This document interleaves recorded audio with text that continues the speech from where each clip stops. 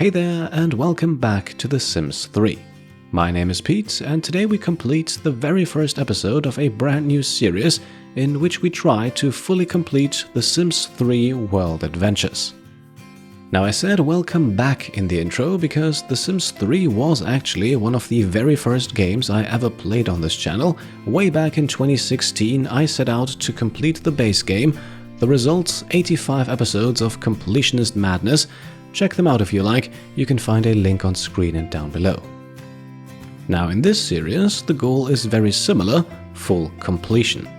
Naturally, that can get a bit difficult, since The Sims 3 notoriously has no ending and no achievements, so we need to set ourselves some goals.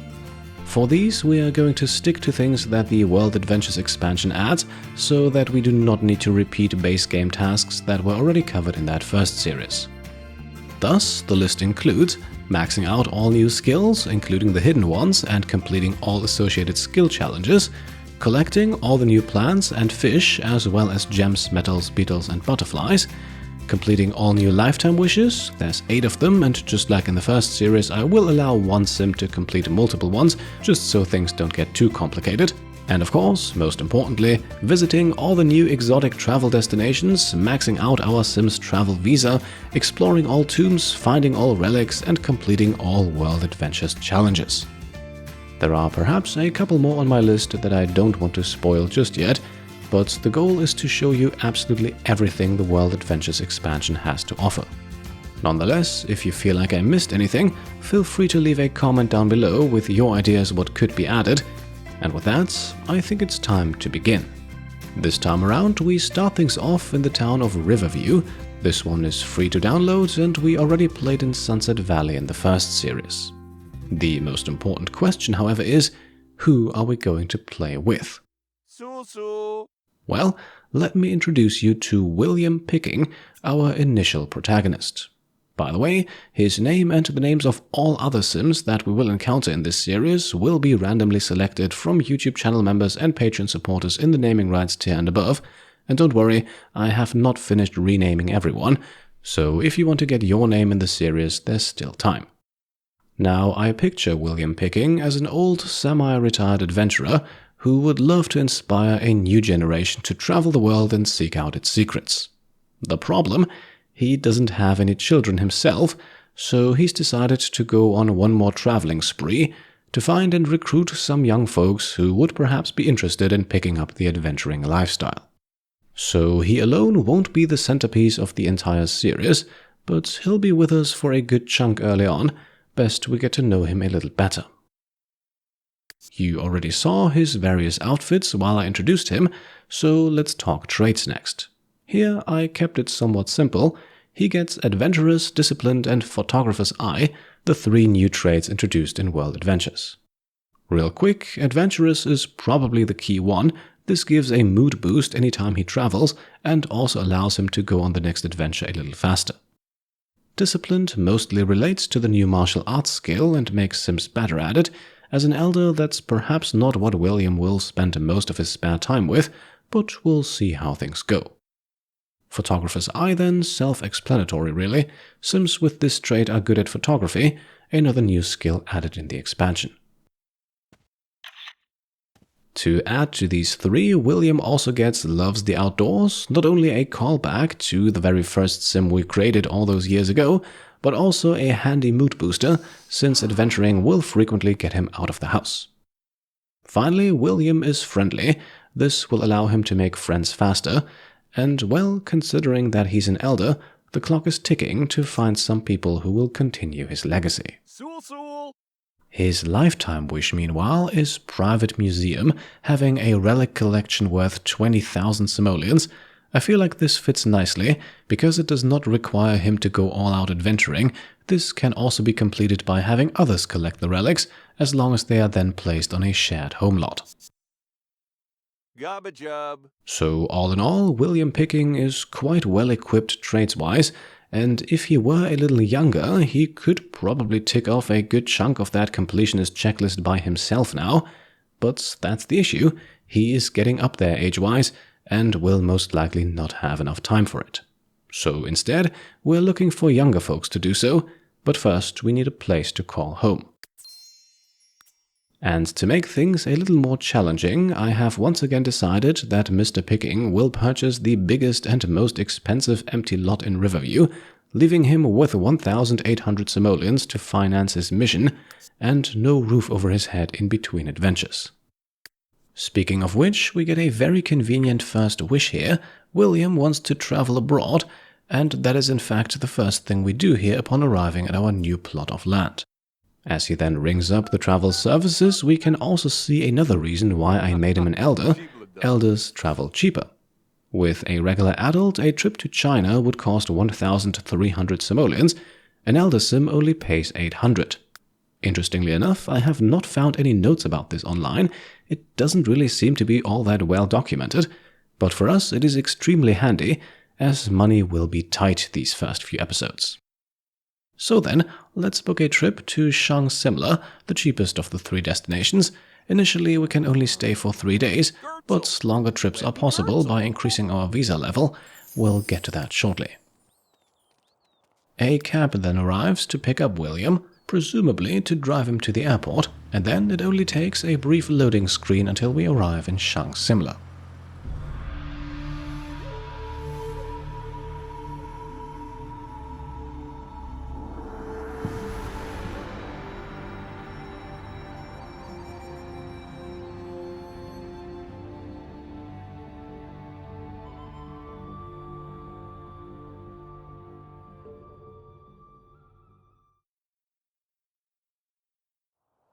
So then, here we are. William now has 3 days to enjoy his visit.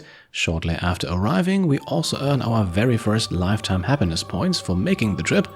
And then we get to it. Let's check out the adventure board. This board is our bread and butter. It will supply us with a steady stream of adventures to go on, although initially we are looking for a very particular one. It is not this one here. This would begin a rather lengthy quest chain that I would prefer to keep open for someone else. That's the issue with these opportunities. Most of them can only be completed once per household. After discarding a few more, we then finally find what we're looking for. Favida Xiao, named after channel member Favida and patron supporter Xiao, wants us to collect 5 metals to build a telescope so that she can study the Dragon Cave. And this is a fantastic opportunity for us to make some early money, because as soon as we accept it, the map receives small icons telling us exactly where to find those metals, and also which ones. This is normally only possible with the Collection Helper lifetime reward, and that costs 40,000 lifetime happiness points. By doing this quest, we get it for free, albeit only until we deliver the goods. Speaking of which, our main targets for this metal collecting spree are Mercury and Platinum. Both were added with World Adventures. They are both decent moneymakers. Platinum has a higher base value, but Mercury has the higher value ceiling. On average, Platinum is perhaps a little better, but in our case it depends mostly on luck, so we are not prioritizing one over the other. Now, one of the main problems that we will encounter during our collection spree here is the fact that most of Shang Simla requires moving on foot. Only this big path here is considered road and can be used with vehicles, like William's bicycle. All the other small paths cannot even be traversed with a bike, so William will now be getting a decent cardio workout. Still, he loves the outdoors, so at least he gets a small mood bonus from it, and we also get lucky with the metals. The map reveals a very rare bit of plutonium ore, valued at over 1,000 simoleons. Of course, William is grabbing that. Shortly after then, the 5 metals have been collected, but we keep going for just a little while longer. Again, as long as we have these map markers active, we might as well use them to our advantage. One more thing we can also take care of is excavating. Right nearby that last bit of Mercury, I spotted this curious formation sticking out of the ground, which now allows Mr. Picking to grab his chisel and brush and see what he can find.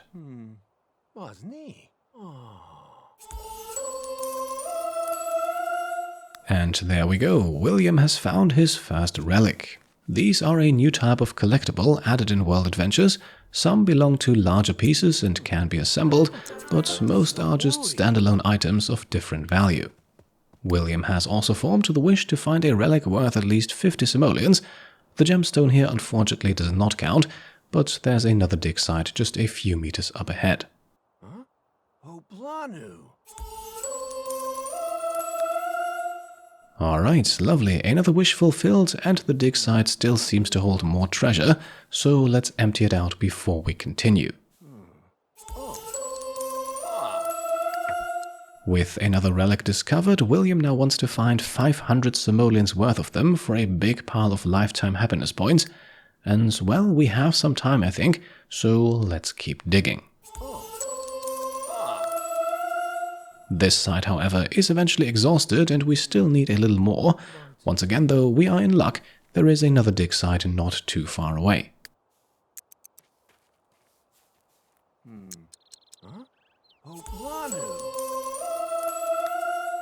And this one pushes us over the threshold and William earns a further 2,250 lifetime happiness points. We are already fast approaching the mark of 5,000, which is actually one of the very important goals we have for this first trip. Now at this point we've done enough digging and collecting, let's deliver those metals. On the way we can already sell the plutonium and the platinum. Yes, smelting them would be more economical, but we need the money now to make a few important purchases later on. Our destination is then the local martial arts school. This is where Sims can train their martial arts skill, and where we find Fervida Xiao currently training. Sabeldom Soti. Jitsu. Fama.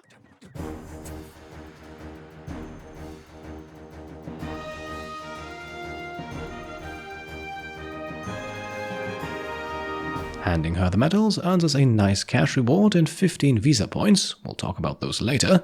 Our next task, meanwhile, is now to collect and deliver 2 old common relics to her. And, well, how convenient that we did some digging a few moments ago, so we already have some, and can complete this stage of the quest immediately. Barbelflansmana. Samay. Shubad.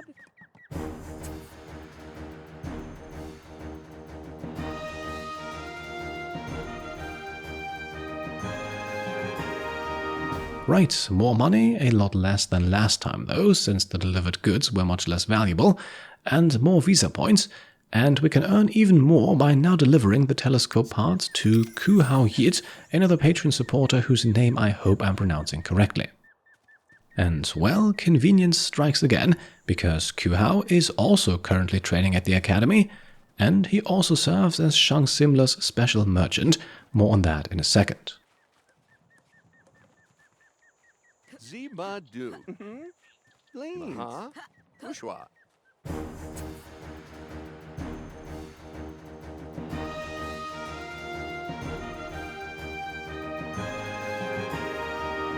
For now, William hands the parts to a fellow elder to be repaired, and can now return them to Fervida. You might be starting to see why I consider this an excellent first quest chain to be pursued. Now at this point, William has also reached Visa Level 1. This is what all of those Visa points were for. Each point gets him closer to the next level. Level 1 is quite easy to reach, but the highest Level 3 meanwhile takes some time. Sasame Bonita. Shibo. Nibagi.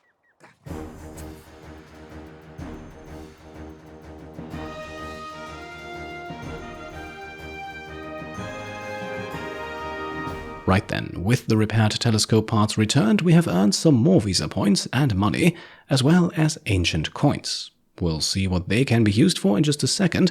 For now, Fervida asks us to convince 3 locals to turn their lights off at night, so that she can better see the Dragon Cave. This is the part of this quest that tends to take a little longer, but we have one local right here, Ku Hao Yit, the special merchant. After a friendly introduction, we can now buy from him, a perk that is unlocked at Visa Level 1. However, Ku Hao does not deal in regular simoleons. To buy stuff from him, we need ancient coins, and for some items, a higher Visa Level 2. We only have 25 coins at the moment, but that's good enough to purchase some pemmican. Yes, you RimWorld fans might enjoy seeing this. Only 2 for now though, that's all we can afford. Then we watch as William slowly starts building rapport with Ku Hao. A bit of a relationship is needed in order to successfully convince him to keep his lights off, but the requirement is not terribly high, and William has the friendly trait, so he quickly gets where he needs to be and asks Ku Hao for help.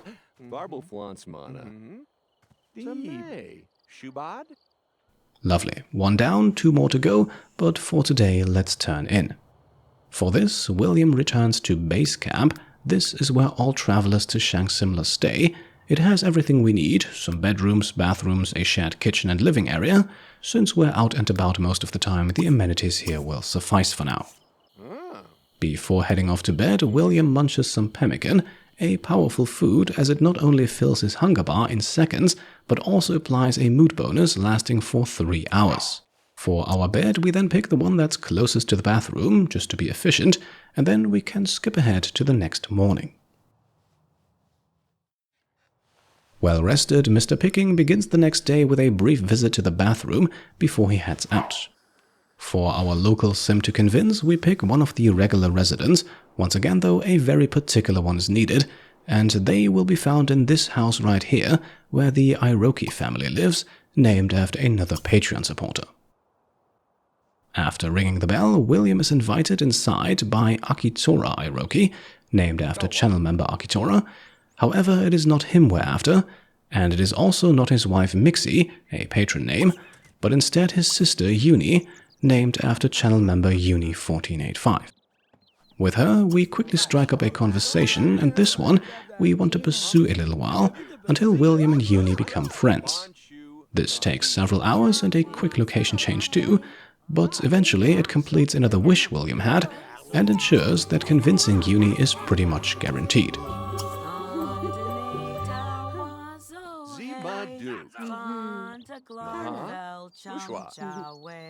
Now that fulfilled wish has pushed us over 5,000 lifetime happiness points, and with those we will now grab the Jet Setter lifetime reward, which reduces travel costs for William even further.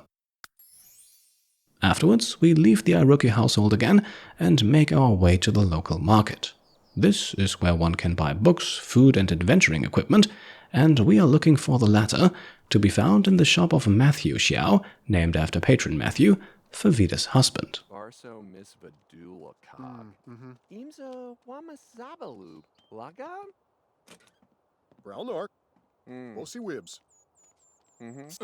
Now, he sells plenty of items that are useful on lengthy adventures, dried food, a camera, or the wonderful shower in a can, but what we're after is a tent, and not the cheap one. We want to splurge out 2,700 simoleons here for the luxurious model. In addition, we also want to purchase a board breaker.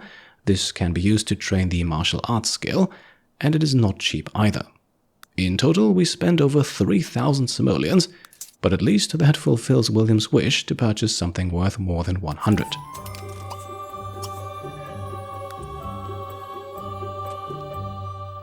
Since we're already here, we might as well also make Matthew Xiao our third and final target.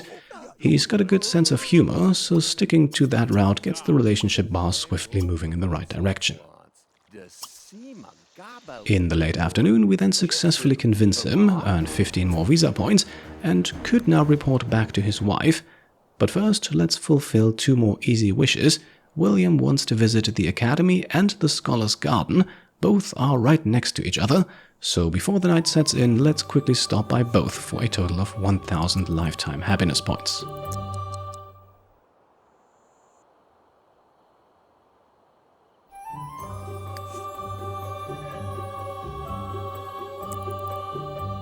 Then we take the bike over to the Xiao household. At this point, I feel like I should also mention that from all the naming rights supporters whose names were randomly chosen for this series, I then try to make sure that the names for Shang Simla sound vaguely Asian, and I am aware that this is a slippery slope, so please don't take it the wrong way. I simply wanted to keep a little bit of a theme.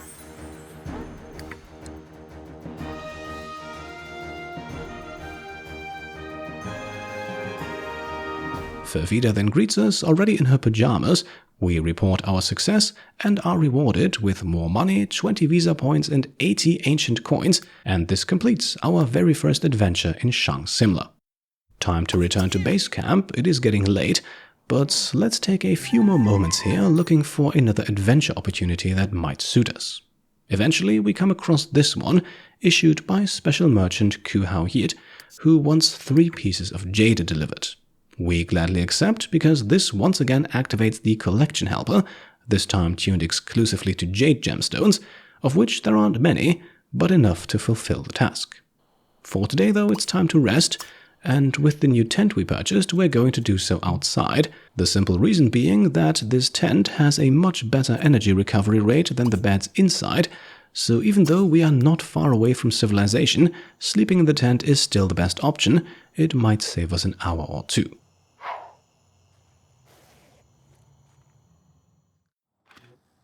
We then begin the next morning with a cereal quick meal, then pack up the tent and start jade collecting. Nothing overly exciting here, just following map markers, although the area we have picked has a few other gemstones in it too, so we pick up a little extra.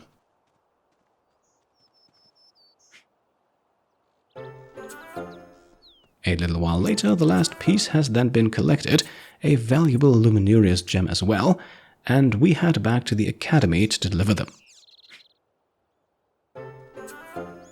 This conveniently also fulfills William's wish to visit the place yet again, and after speaking to Ku Hao, we are handsomely rewarded. This, by the way, is one of those activities that can be frequently repeated.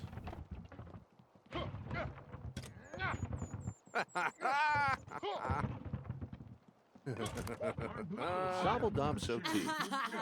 Steen Jipsu. Vama.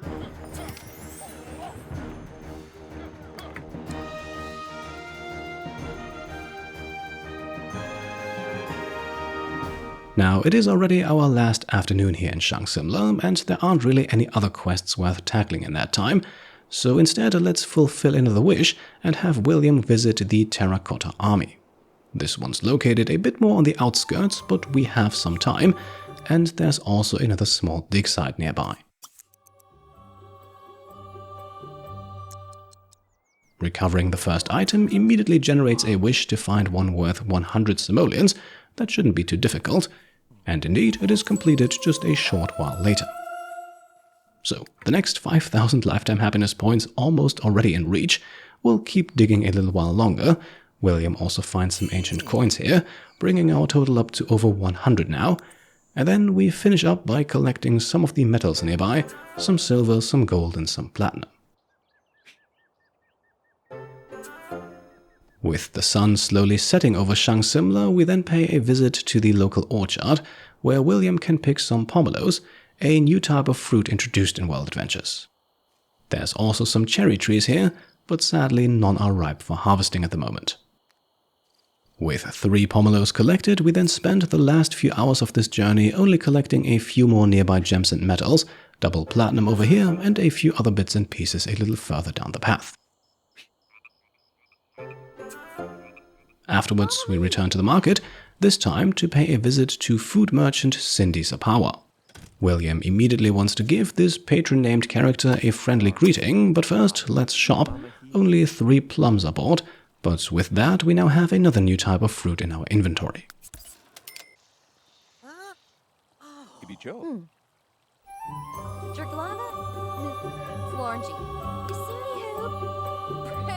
A friendly bow then fulfills William's wish, and he spends the last few minutes of his stay analyzing all the relics he has found, most of which are actually more valuable than initially thought.